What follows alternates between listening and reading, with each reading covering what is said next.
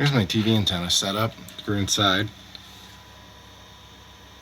Got some splitters there that are hooked into a distribution splitter. I have nothing into the one that has the return paths, just a RG11 F connector that was broken.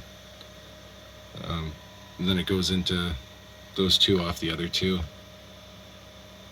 And that one that goes into another splitter in the living room. And to feed it for power, because I noticed the original power supply for this didn't seem to work as well.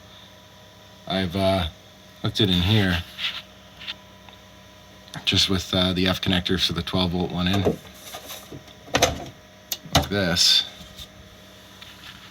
So I put some capacitors I had spare with this RF choke out of a power supply, and then into this EMI reduction module from China that I got on eBay. It was pretty sweet for how cheap it was, but I didn't think that was going to arrive in time, and then it arrived the day I did it, so I just added it in too. And that's on the 5-volt side there.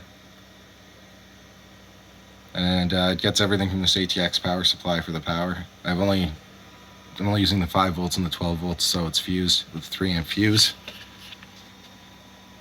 And then there it is there. It's an old PC Power and Cooling 420 watt.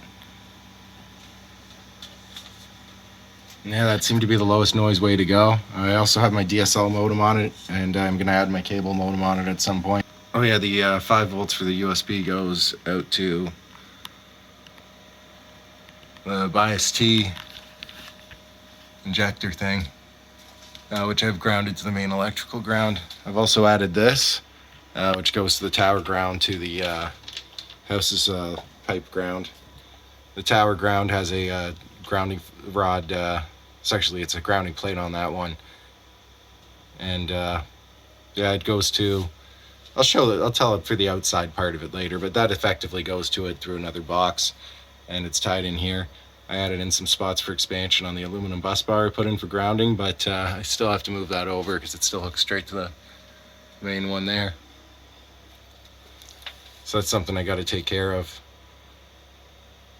But yeah, I get around 50 stations, which isn't too bad. Some of them are over 100 kilometers away. I get them very reliably. I'll show the outside setup in the next video. Here's the setup by the tower. TV antenna over here goes into this filter here, and it allows the VHF high band and the UHF band from 470 megahertz to 608 through.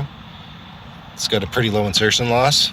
This filter is key. You can't really run an amplifier like that in the other one without this. It has to go in before your antenna. It took me a while to find one that ended at 608 megahertz, but yeah, the 600 megahertz band's mostly cell phone stuff now, so it's quite used up, and it affects your filter a lot from all the phones trying to talk.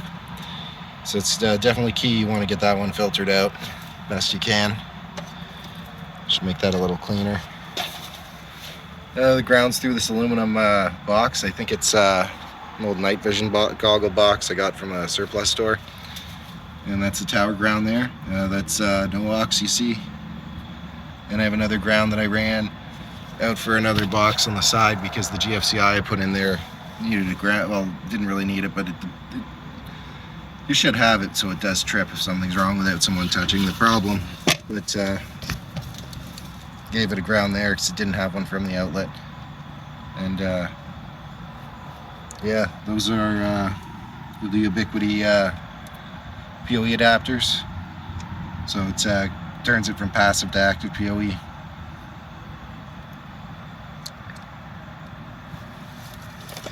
I put it in the box so it's more easily serviceable.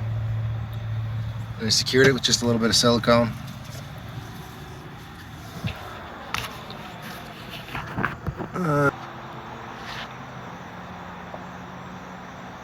So there's the TV antenna there.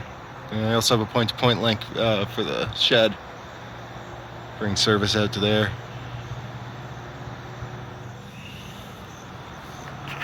This shed also has a TV antenna, but it barely gets 30 stations. They cut out all the time for the ones that aren't nearby. That's the O from the Oracle sign.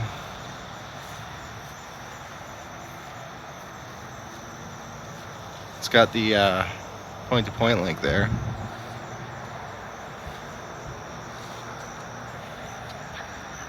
And yeah, that's the shed.